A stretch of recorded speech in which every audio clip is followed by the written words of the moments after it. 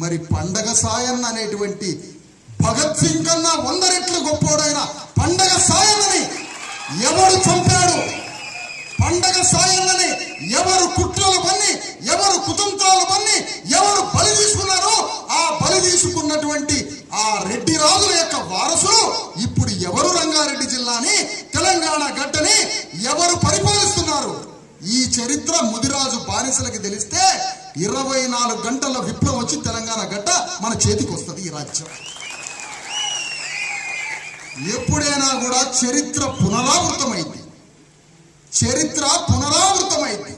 ఒక స్వార్థపరుని చూసినప్పుడు స్వార్థపరుడు ఎట్లా తయారవుతాడో, ఒక వీరుడి గురించి విన్నప్పుడు, ఒక వీరుడి గురించి తెలిసినప్పుడు మరొక వీరుడు పుడతా ఉంటాడు భూమిలో నుంచి. మరి ఎవరా వీరుడు?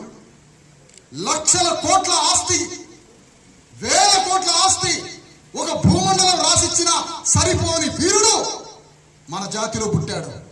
పండగ సాయన్న అనే వీరుడు. ఇంత గొప్పవాడు భారతదేశ చరిత్రలో ఇంత పెద్ద విప్లవ వీరుడు లేడే. తాను మరణించే సమయానికి గుండె ఎంత బద్దలై ఉంటది. నేనేం తప్పు చేస్తే ఈ లోకం నన్ను చంపుతున్నది, నేనేం తప్పు చేస్తే నన్ను ఈ లోకం నరికి చంపుతున్నదని గుండె బగిలి ఎంత దుఃఖించుంటాడో ఆ రాత్రి పూట. విషయం ఏంటంటే తనకి తెలియని విషయం, ఏమీ తప్పు చేయలేదు కాబట్టి, నీతిగా ఉన్నాడు కాబట్టి ఈ లోకం చంపేసింది పండగ సాయన్నని. మరి పండగ సాయన్నని చంపిన వాళ్ళు ఇప్పుడు ఏం చేస్తున్నారో తెలుసా? రంగారెడ్డి జిల్లాని, తెలంగాణ గడ్డని పరిపాలిస్తున్న ఈ రెడ్డి రాముల రాజ్యమే పండగ సాయన్నని బలి తీసుకున్నదని ఈ సభాముఖంగా చెప్తున్నాను. మన పండగ సాయన్నని చంపిన వాళ్ళు ఇప్పుడు రాజ్యాన్ని ఏలుతున్నారు. వాళ్ళ వారసులే ఈరోజు రాజ్యాన్ని ఏలుతున్నారు. మరి పండగ సాయన్న వారసులు ఏం చేస్తున్నారు? బానిసలుగా పండగ సాయన్నని చంపినటువంటి రెడ్డి రాజులు రావుల దగ్గరికి పోయి, మా తండ్రిని చంపినటువంటి పండగ సాయన్నని మా తండ్రిని చంపారు కదా, మీ రాజ్యంలో మాకు ఇంత చోటు ఇవ్వండి అని అడుగుతున్నాం మనం. పండగ సాయన్న వ్యవస్థలో ఒక భాగం కాదు.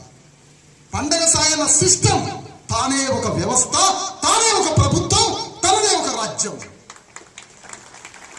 తనే ఒక సిస్టమ్. పండుగ సాయన్న, ఒక పండుగ సాయన్నని ఈ లోకం బలి తీసుకుంది. అగ్రకుల లోకం ఒక సర్దార్ సర్వాయి పాపన గౌడిని ఈ లోకం బలి తీసుకున్నది.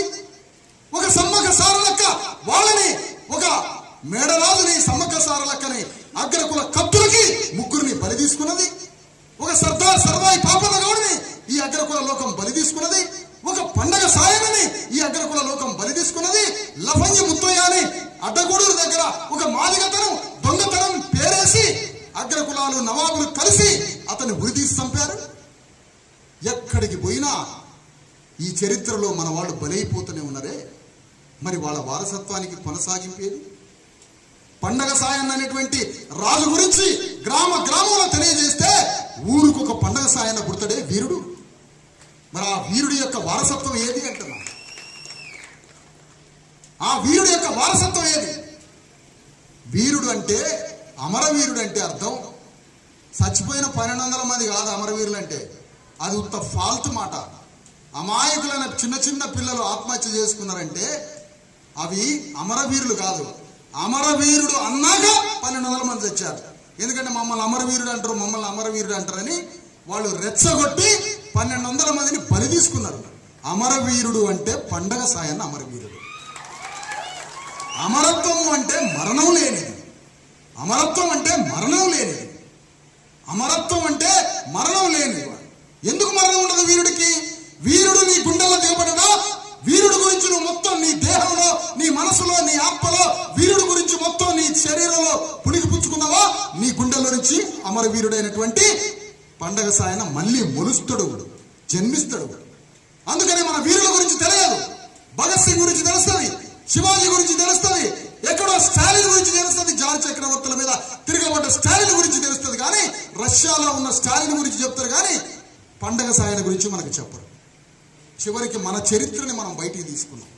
ఒక్క పండగ సాయని స్మరించుకుంటే తెలంగాణ గడ్డని పరిపాలించే ప్రేరణ, తెలంగాణ గడ్డని పరిపాలించే శక్తి, తెలంగాణ గడ్డని పరిపాలించేటువంటి ఒక క్షత్రియ స్వభావం ప్రతి గుండెలోకి వస్తుంది.